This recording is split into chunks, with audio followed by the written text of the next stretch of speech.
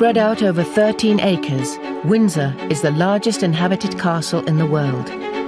It is a palace filled with great treasures and the odd mystery. Got me torch, yes. Found it in the back of the locker in my office. I'm sure if she sees this now, she'll probably want it back. Windsor's cathedral-sized chapel is at the forefront of royal family life and is home to clergy with pressing modern demands. I don't like the image of St George's at all. Just as remarkable as the castle is the Great Park itself. Miles of idyllic public countryside wedged between the River Thames, London's suburbs, 3 motorways and the world's busiest airport. The famous story, of course, is that American tourists was heard to say, well, why did they build the castle so close to London Airport? Both house and garden have to pay their way in an unforgiving world. The castle depends on visitors to maintain its art. The chapel must fund itself as well. The cost estimate is £404,000. The estate also has to make ends meet. Any good, are they? Beautiful, absolutely excellent. Organic. It's a vast stage, too, for favourite family events. And a playground for everyone.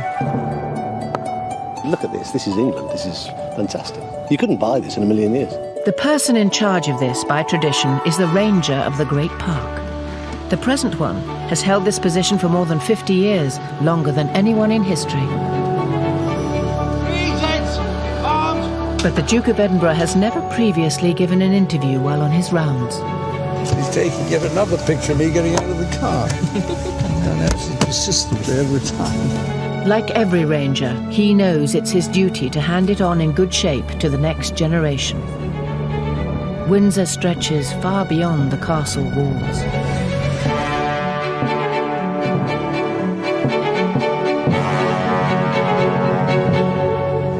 Friends had some of these parakeets or budgerigars, as we thought we'd got some of those, and then I thought it'd be rather fun to have some doves floating about. So, the trouble is they get nicked by sparrowhawks and things, but on the whole their breeding seems to keep up. Within weeks of becoming monarch in 1952, the Queen appointed the Duke of Edinburgh to the position of Ranger of the Great Park. He must make sure that this ancient estate is run efficiently. The greenhouse production has recently been reduced. The difficulty is that we're either here by ourselves or we've got 100 people living in the place. You know, if you've got a greenhouse, you need to have a sort of constant production. It's much more expensive growing our own stuff and getting it from Tesco or whatever it is. He has not surrendered to the big guns of retail, though. He's recently opened Windsor's very own farm shop. So you go into the farm shop there. You want to do that? Yeah, I think that would be good. We'll try and get there, but I don't know whether we can. This is quite funny. This pub here is now called the British Raj, I think, isn't it? Oh, no, it's still got Lord Nelson. No, it's the British Raj. It used to be called the Lord Nelson. It's now called the British Raj. Lovely idea. One of the advantages of the shop is that it's got this entrance and exit here. You can see there's quite a lot of people using it. The Windsor Farm Shop sells stock from all the royal estates. Great Park venison, Sandringham potatoes, Duchy of Cornwall biscuits. Is he going to stop? Oh, all right. But most of this stuff comes either from the Crown Estate or from local producers. Morning. Any good, are they? Beautiful, absolutely excellent. Organic, surely, is Yes, it? yes they are. Would be. Very tasty.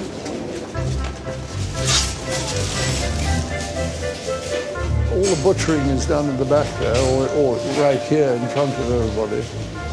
And the majority of this comes from off the estate, but a lot of it comes from other local producers.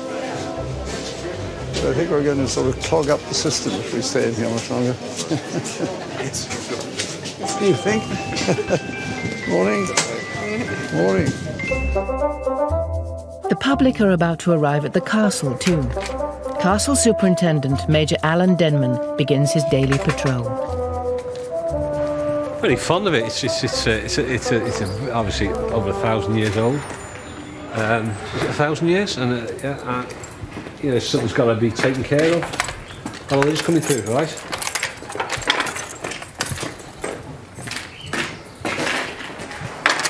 Even though I've been here a year, there's still parts of the castle I've not been into. And Jimmy the foreman often takes me round and often gets me lost. And I've found lift shafts I've never seen before, towers I've never seen before. So you learn something about it every day. Tourism is crucial to Windsor. 1 million visitors bring in £8.5 million each year. The money supports the Royal Collection's national treasures, and the rest helps repay the castle's £4 million maintenance bill. Very good morning. Welcome to Windsor Castle. My name's Peter. My name is Penny. Welcome to Windsor Castle. Welcome to Windsor Castle. Enjoy it. It's an alluring mix, a royal home and 1,000 years of history. William the Conqueror built Windsor Castle, defeated the English in 1066 in the Battle of Hastings. Now, the Queen spends lots and lots of time here at Windsor. She's looking very royal, isn't she, in this picture? Yes, did you Have you ever met the Queen? Yes, I have met the Queen, actually. A lot of people want to know, have I met the Queen? Several children have asked if I am the Queen.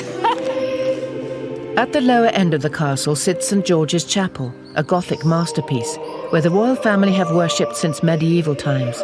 Monarchs are buried here. The Prince of Wales had his marriage blessed here, but it's also a local church which holds at least 3 public services a day. It supports its own clergy as well as St George's House, a centre for interfaith discussions behind closed doors. St George's always does its own thing. St George's Chapel is what is known as a royal peculiar, which means that we are not within a Church of England diocese. We have only one boss, and that is the Queen. St George's Chapel is entirely self-funding. The Dean and his canons are starting some very expensive maintenance work. At this stage, the cost estimate is £404,000, which is 13 down on the original projection. There are no floorboards to look under where we might discover terrible things, so there's a hope that we might keep fairly on target. To survive, the chapel must rely on a slice of ticket money, donations, and the chapel shop. But the shop hasn't been performing. It's too small. It's in the wrong place, and it has the wrong products. So Canon John White and Chapter Clerk Charlotte Manley have been appointed to supervise the launch of a new shop. They start by hiring a shop manager with some modern ideas. For a long time there's been a wish that we do something to redevelop the shop and really move that on into the 21st century. And this is just a beautiful location as people exit the chapel, where we can have new fixturing, state-of-the-art merchandise and till systems, but also a much more accessible area for our visitors. Even in a medieval cloister, the latest marketing techniques are required. The Chapel Shop Committee have asked branding expert David Clare to design a new identity. St George's needs a logo. The title, really, of this presentation is creating a retail identity for St George's Chapel. An identity is being formed in the way that the shop is coming together physically, but we also need to develop a brand identity that works effectively, supporting the chapel and also representing the product. David thinks he has just the answer, an image of St George which is seen on the front of the altar. But will it meet the demanding standards of Canon White? The St George from the tapestry is actually a very, very beautiful tapestry. It's very nicely rendered, and it's a very, very attractive image of St George. So the principle here... Quite so much like St Joan. Right. It's quite a feminine... It is a very feminine St George. Feminine St George. I mean, it does, and I think the more it becomes simplified, the more feminine it becomes. I mean, that's... Yeah, go on. Well, the face, I think, becomes more and more feminine on the simplified side. I think also it picks out on the features more and more as it becomes more simplified.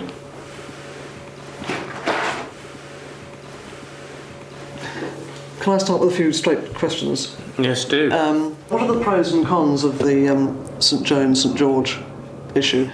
Try to confuse them with an image that is... Yes, I think I'm going to be blunt and say I don't like the image.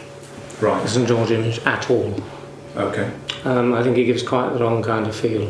I think it's androgynous and uncertain and a bit effete. And it has, as far as I'm concerned, all the kind of soppy romanticism that I don't think we ought to be showing. So the answer is no on St George. I think we would certainly be happy with St George, but not St George. that particular one.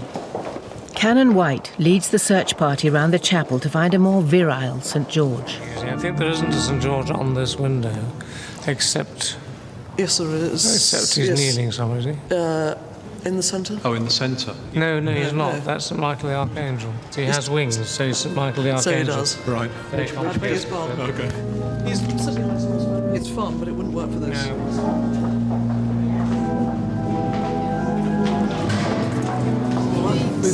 But I mean, you could actually see. No, I think it's the second complete row. Yes. Right idea, wrong colour. They widen the search around the castle. At last, tucked away in the chapel archives, they all find what they've been looking for. A tougher, stronger, more masculine St George. Yeah, no, very good. I just think it's got. The Duke is always full of ideas for the park, even if some schemes have proved a little too ambitious. That great tank there is the remains of an attempt to have a biogas plant. We thought we'd try and put all the manure in from these two farms, and then it went through a digester, and it comes out as sort of fertilizer and produces some gas as well. Unfortunately, while they were doing something to it, the digester blew up, so we had to get rid of it. It's quite difficult to get it right. He shares his love of innovation with a previous ranger, also married to a queen, Albert, Victoria's Prince Consort. This is the Prince Consort's farm and was designed by him, and is a dairy farm. We got about 200 Jersey cattle in here. And the Shaw farm is the one further up, which is Ayrshire cattle. At Shaw Farm, Adrian Tomlinson looks after the Queen's Ayrshire herd. Something I'm very proud of doing is breeding pedigree cattle for Her Majesty the Queen, and hopefully I'm doing a good job of it. I'd been here probably about 6 months before I first met the Queen. I was taking the cows back to the field after I'd milked them, and the Queen pulled up in a car and sort of said hello and etc. And I was very aware that I should have perhaps changed my overalls that morning and hadn't done, and what a state I was in. Adrian's arch rival is Andrew Buckland. He runs the other royal herd, the prize-winning Jerseys at Prince Consort's farm. Her name is Good News. She was a supreme champion at the Royal Forest Show last year, and we're taking her again this year. It's a fairly fitting name, we think. We hope. Might be bad news after tomorrow. I think she's as good as she was last year. I mean, Adrian's got some very good cows I've seen up there, but I would hope that she does well, hopefully as well as last year. Andrew is the reigning champion in these parts. But as Windsor's big agricultural show approaches, Adrian and his Ayrshires are determined to steal the crown off the Jerseys. He wants his cows to be the Queen's top herd. The Windsor Castle labyrinth extends far below the surface. Castle Superintendent Major Alan Denman is still finding his way around. We're going to the Fender Smiths. I do like to get around the castle and have a look at various parts of the castle. And there's a tunnel underneath the Fender Smiths room. So we're going to have a quick look down there. I've had a look around the boiler room. And even though I've been here just over a year, there's probably about 25% of the rooms and places I haven't been into. So I do like to have a little wander now and again. Got my torch, yes. I found it in the back of the locker in my office. And you can see it's got Her Majesty the Queen on. But I'm sure if she sees this now, she'll probably want it back. Right, here we are in the hub. The operations room, the Fender Smiths. Tell us about this sign on your door here. I think it was one of the policemen having a bit of a laugh on his computer. It's a laugh, isn't it? Yeah. I don't wear such a big nappy as the boy there, but yeah, it's all right. Yeah. Right, let's have a look at this tunnel.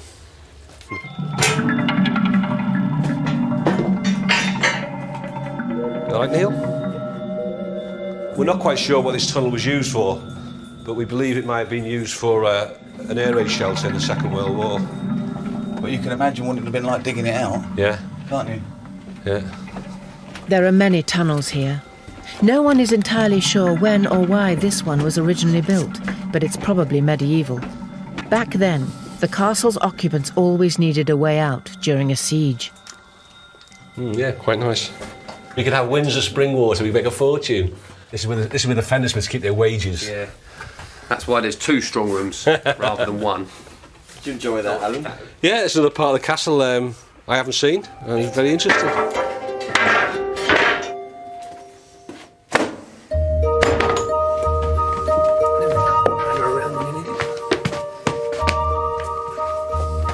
There we are. And you wouldn't know anybody's been down there apart from the 4,000 footprints that are on our carpet now. For now, it's business as usual for Gary and Neil, the castle Fender Smiths.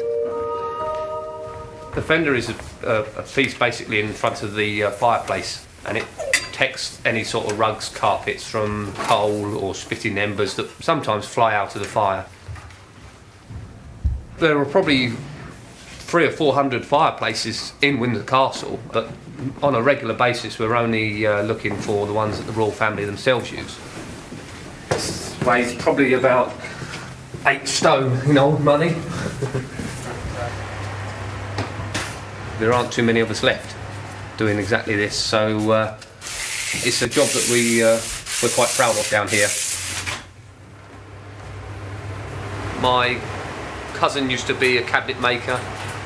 His son was in one of the pantries for a while. My dad did my job before me. His mum was in the turkey farm down on the park, so yeah, we're sort of 3rd generation here.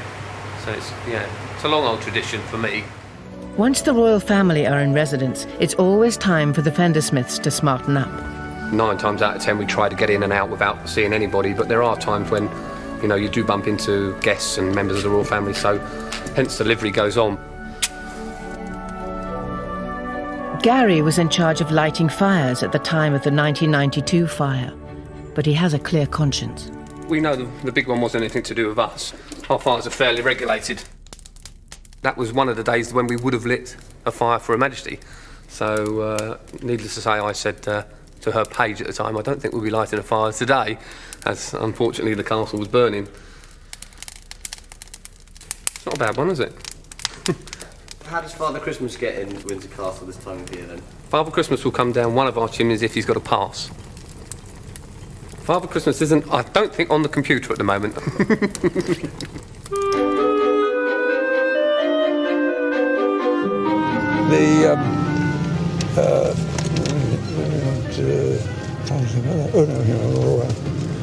The Ranger arrives at an old airfield in a far corner of Windsor Great Park. This was a base during the Second World War, and later on, the Duke had flying lessons here. After the planes left, he came up with another of his plans.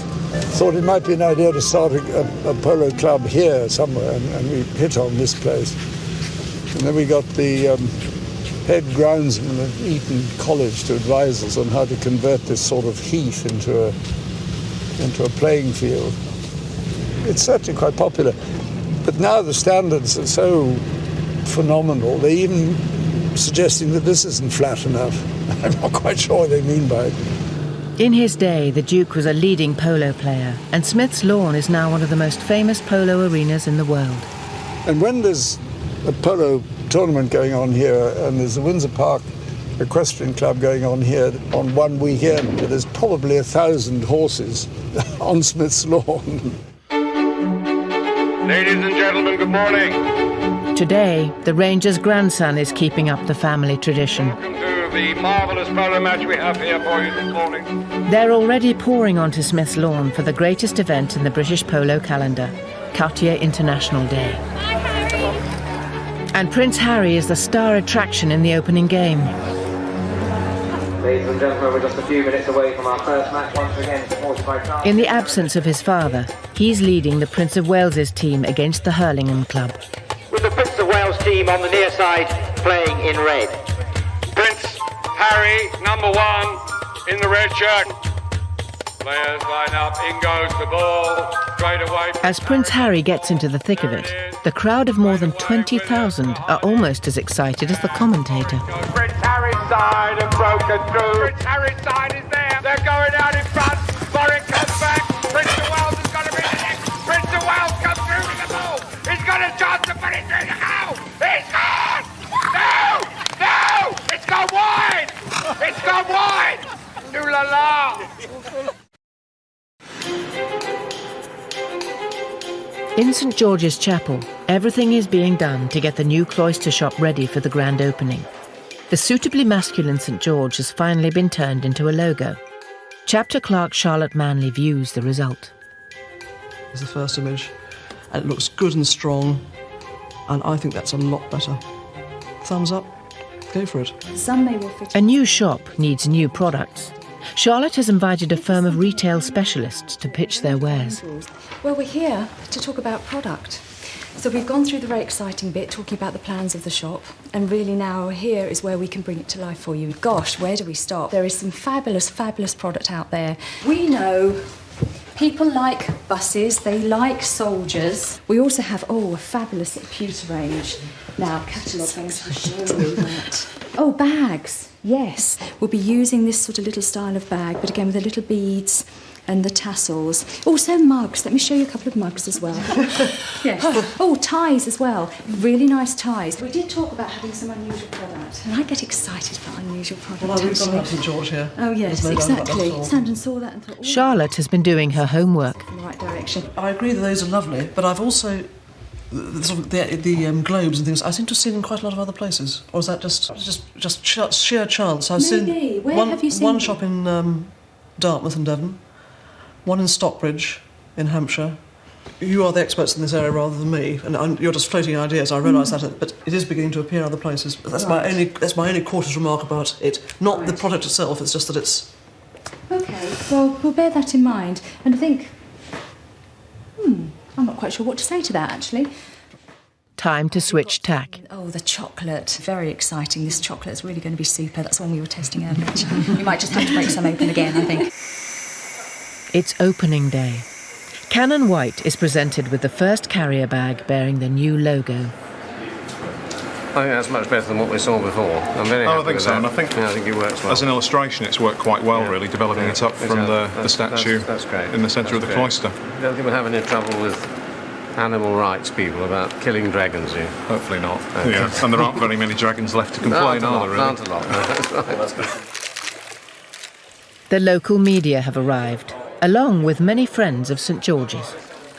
The Dean of Windsor gets business underway. It's my great pleasure to welcome you all to this little reception. I declare that the shop is well and truly open.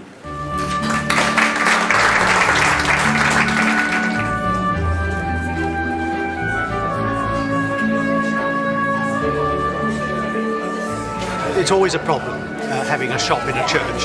People have got quite strong ideas, and because of Christ driving the money changers and the sellers of doves out of the temple precincts, people have always got that at the back of their mind. But economic realities can't be ignored. Well, the money that we get from the shop is key. This place doesn't run on no money at all. It takes a lot of cash to fund the choir, to fund the buildings themselves, to pay salaries. And the funds that we get from the shop are very, very important to that whole game plan. Delighted. Really first class, absolute top standard shop. I think if Lord Sainsbury says that we've got a decent shop, it must be a decent shop. And your receipt. In the first month alone, takings at the new shop were up by nearly 70% on the old. Another victory for St George.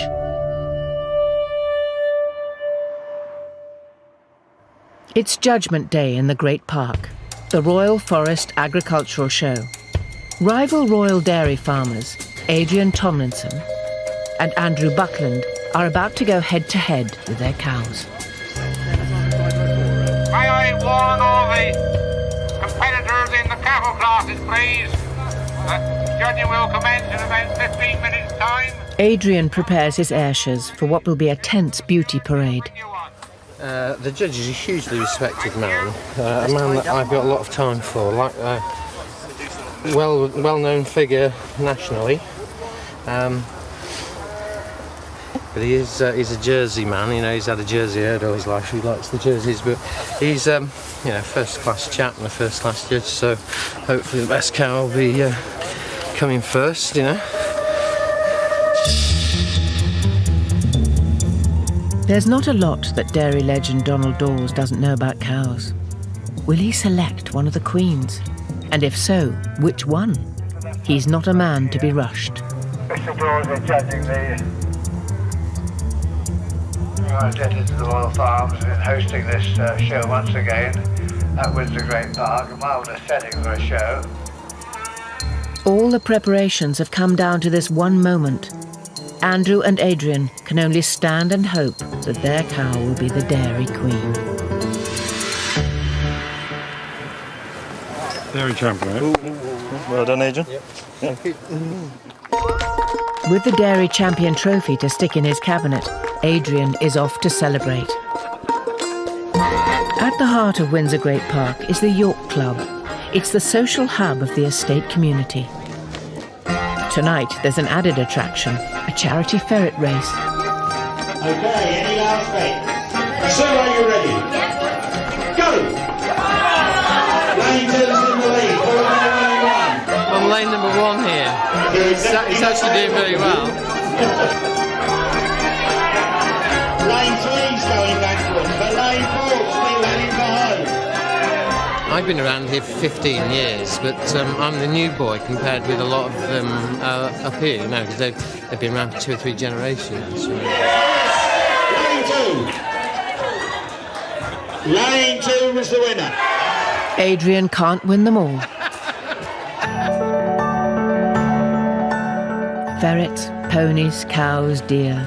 Today, it's the turn of the swans on the Thames. All the young ones must be counted in an ancient ceremony known as swan-upping. It's a great old English tradition and the sort of thing we should really try to maintain. There's always something going on in this kingdom within a kingdom. A charity match for the Lord's Taverners and their royal 12th man. To play the great English game in this setting is just brilliant. Zara Phillips represents Britain at the Windsor Horse Trials, in front of the family. They're ever so bendy. Right, look, like that, like that. School's open day at the Crown Estate headquarters. Like the castle, the grounds have a pageantry of their own. The Queen!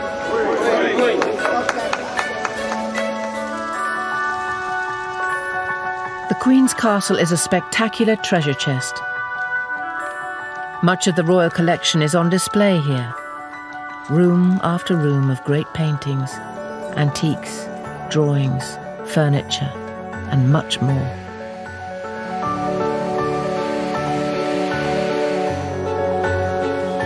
Is that made of gold? Made of gold? It's silver gilt, so it's silver covered in gold. Silver covered in gold. How much would all that cost? Over $1 billion? I think it's priceless. No one can put a value on it all. There would be much, much more if Oliver Cromwell and his Republicans had not sold off most of the earlier royal treasures after the English Civil War.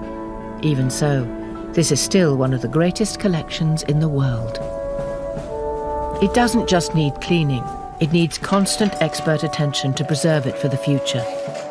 And it must also be shared with other exhibitions, so something is always on the move. The collection is regarded as a national asset.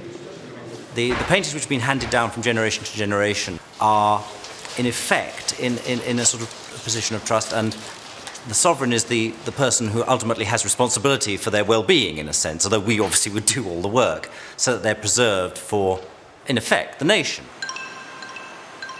Every painting in the royal collection comes back to Windsor when it requires work. We've got a rather large Rubens, a very, very important painting from Buckingham Palace. It's horribly covered with old varnish, old repaint. It's brown. It does need a lot of work. We would never put that painting on public show in the condition it is now. People probably don't realise how much work is behind the scenes. I mean, the ideal is that you shouldn't realise. You shouldn't look at the paintings and think, gosh, they all look as if they've been cleaned recently. They should just look good. Windsor is a merry-go-round of great art. The painting, which has just left the state apartments, is a Windsor favourite, The Chinese Convert by Kneller. Rupert must give it a full inspection before releasing it on loan to the Victoria and Albert Museum in London. The Royal Collection does get a lot of requests for paintings to be loaned to exhibitions, and if we can, we do oblige them with that, because it seems important that they are seen by the public, if not in the castle, or in an exhibition elsewhere. As one masterpiece departs, another returns. Rupert and his team are reuniting Queen Anne with her husband, King James I of England.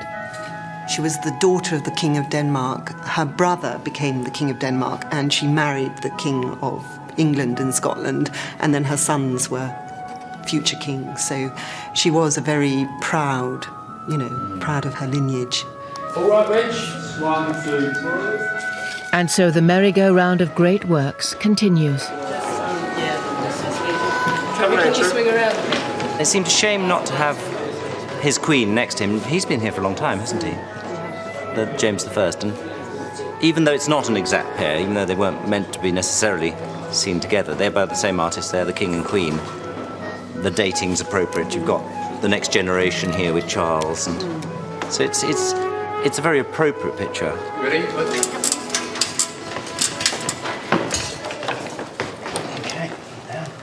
Is that enough? Yeah, that's good. Yeah, stand it back. The castle is not the only place to see the royal collection at Windsor. In the home park, the castle's back garden, sits an elegant 17th century mansion, once home to Queen Victoria's mother. On display are tables and chairs which have been around the world many times. It's a kind of memorial to Britannia. When the royal yacht was decommissioned in 1997, Prince Philip wondered what to do with all the furniture. Well, we just had it, and I just thought it'd be a good idea if we kept it together. And the ballroom here didn't have any furniture, and I thought that if we took the dining room furniture from the yacht, it fitted almost exactly into there. And so we got the table, the main table, and the sideboards and chairs and things of that sort. And then we thought, well, we might as well put up all the china and silver in there too. The royal family often retreat to Frogmore for privacy. And yes, it's used quite a lot because when the Queen comes down here, takes the dogs out here, and that's why, because it's enclosed anyway, so that to keep hopefully to keep the rabbits out, but it's not very successful. It's easy enough to drive a team of horses or ponies around. It's not so easy to drive a car around. There's some odd dog grade there. Dog grade? Yes, looks like it. Yeah, they're dotted about all over the place. That's Queen Victoria's mausoleum. This is the sort of family burial plot. Maybe we can stop here, sir, since with what end in view? To talk about mausoleum. The mausoleum's a mausoleum. There's not much you can say about it. It's much easier to take a picture of it.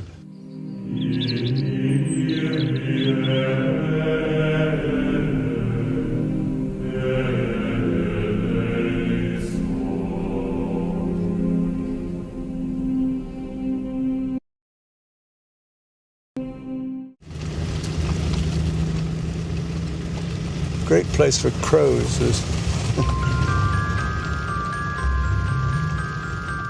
Of all the Duke's projects as Ranger, he's particularly proud of creating a new deer park at Windsor. This was originally to keep the deer from the Great Park from getting into from, coming down this way. Now you have to keep the deer in. Bloody silly. That's the I can't see any of the deer. They're all on the left. They're down there. The trouble is, I think they wander about over here when everybody's out of the park, and then when people come in, they move off a bit. This used to be arable all through here. During the war, it was all ploughed out. But it's lousy. I mean, most of it's clay. It's almost impossible to do. And then we had cattle on it, and it was all fenced in. It wasn't profitable. And so we decided to put it back to a deer park. We brought them down from Balmoral, but they've always been deer here, so at least we brought back their descendants. So that all this is now open park, which I think is a very much better arrangement than it was before. I mean, looking at this, surely it was the right thing to bring back the deer park, because I mean, it is the most... Well, I'm glad you agree. He's got to take me getting into the car yet again.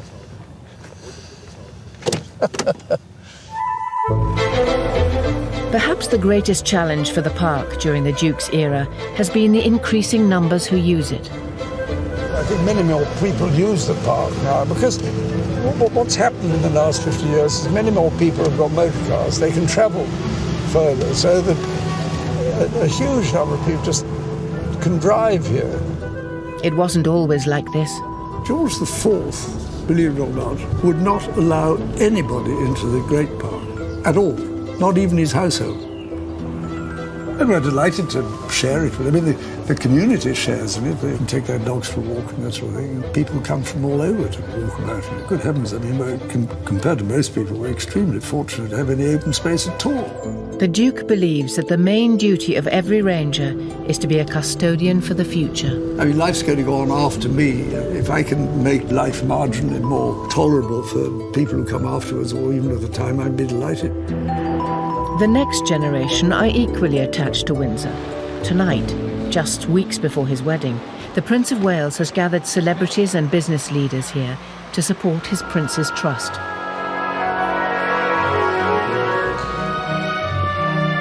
It's hard to refuse an invitation to dinner here. This is the first time that I've ever been to Windsor Castle. I'm trying to be polite, talk to people, but at the same time I'm looking all around me and trying to take it all in. It's breathtaking, awe-inspiring, slightly over the top, looking at the gold here. These guests, though, have not just come to admire the decor. They're ambassadors for a trust which has been helping disadvantaged young people for 30 years. Kenny Ross was jobless and homeless until the trust helped him build a new life. He's also a keen guitarist, and tonight he's not only having dinner at the castle, but he's made a new friend, Eric Clapton. Things like this don't happen every day, does it? No. Bizarre, I'd say bizarre. It's unreal. Kenny is not the only one who's a little dumbstruck by the occasion. It's overwhelming, isn't it? It's a bit overwhelming. I'd like to be here on my own, to be honest, so I could just walk around and have a look. Nicky Chapman has just seen the seating plan. Well, I'm actually sitting at his table. Yes, I think I'm actually sitting rather close to him, so I'm going to have to be on my best behaviour. But before anyone can tuck into their lemon-cured salmon, the host reminds them why they're here. Well, ladies and gentlemen, I couldn't be more delighted than to welcome you all here this evening to Windsor Castle. Now, all I ever wanted to do when I started the Trust 3 decades ago was above all to make an investment in the future, pure and simple. This cause has been close to the Prince's heart for many years. The future Duchess of Cornwall will be attending many evenings like this in the years ahead. And believe me, there are literally thousands of young people out there who do need it. All I can say is you are quite literally saving lives. So thank you all very much indeed. The guests don't leave without offering the Prince and his bride-to-be their best wishes. I mean, I think it's a great thing. I think it's a great thing. And he seems very happy. Wonderful. I think it's marvellous news. Proclamation of love, can't go wrong. The day has come. That love is about to be recognised formally and in front of millions around the world. Even for Windsor, scene of so many great state occasions, this will be an historic landmark. It's 142 years since a Prince of Wales was last married here. Una Windsor grigia, fredda and eat your flags and whistles. Castle flagman Tony Martin has a somewhat larger model. It's so big that he's drafted in the Buckingham Palace flagman to help him raise it. Here we go. How big is this one? 38 feet by 19 feet wide. Fantastic. There's something like this. God, you see this from Heathrow. The flowers are monumental. 35,000 daffodils to honour the Prince of Wales. It would have been nice to put a few leeks in, but I think people might have said it smelt a bit. So. The guests won't need much dinner after this reception. Well, I think altogether there's about 19,500 canopies for the actual reception, which is quite a lot to do. And some 2,000 well-wishers in the lower ward need looking after too. The one thing that's not going to go wrong, there's loads of loos. Ladies, gentlemen and disabled, we've got them scattered all over the castle. At 12:25, the bride and groom make the short journey into the town for the civic ceremony. There will only be 28 guests at this event, but at St George's Chapel, 800 are arriving for the afternoon service of dedication and prayer. It is both exciting and momentous. In porcelain blue, the new Duchess of Cornwall arrives with her prince. By thy blessing, let these rings be to Charles and Camilla, a symbol of unending love and faithfulness. A new royal era begins. The Queen, the Duke of Edinburgh, and the House of Windsor rally round. Now officially Her Royal Highness, the Duchess begins her first walkabout. Oh, David, how are you? This is the poet from Wiltshire. Lovely to see you. This is David, the poet I'm always telling you about. David Dunn. I've heard so much about you. Having sorted out the car decorations, the young princes send their father and his bride on their way.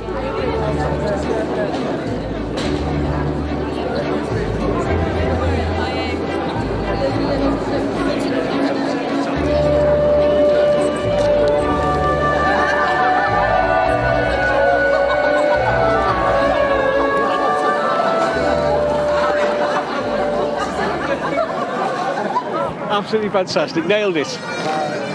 End of a good week. The honeymoon will be in Scotland.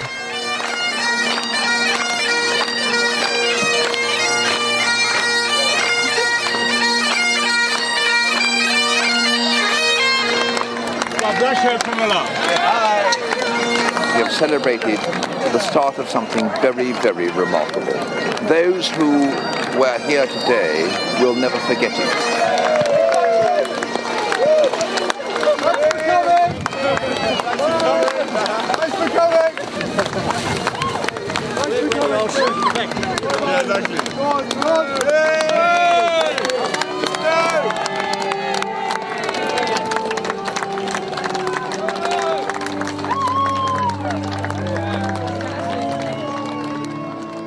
Windsor Castle has stood here through more than 40 reigns, and it is still very much at the heart of royal life. The prime challenge for every generation is to hand it on to the next. The Ranger hopes he has done his bit. I think to try and create a memorial to yourself while you're alive is slightly indecent, I think. I'd rather other people decided what legacy I'd left. I mean, I'm not trying to create one. Any organism needs to be kept going. The fact that it is going still after 50 years, that's not bad going, because if you hadn't done it, something worse might have occurred. William the Conqueror built his castle up here, and it's been occupied virtually ever since. No one will ever build another Windsor. For all its history, its real strength will always lie in its people. You know, some of my staff have been here sort of 30 odd years, and you know, a year is nothing. The rest of the world come in on those tin cans to see what we've got here, you know, tradition and history. Very well. We have a very good, what word shall I have, boss? So I sit here and he sits there, is that right? Yes, ma'am. Take it in quick and get back here. It's the nervy time now. Marvellous. One of the lovely things about Windsor Castle is it's alive and it's working. I can't imagine Windsor Castle any other way.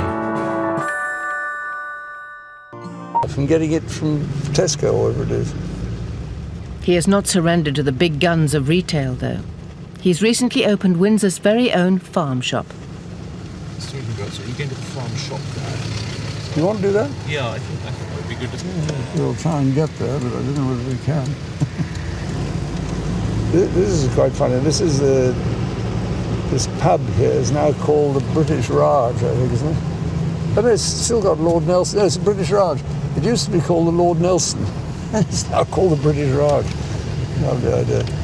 One of the advantages of the shop is that it's got this entrance and exit here. You can see there's quite a lot of people using it. The Windsor Farm Shop sells stock from all the royal estates. Great Park venison, Sandringham potatoes, Duchy of Cornwall biscuits. Is he going to stop? Oh, all right.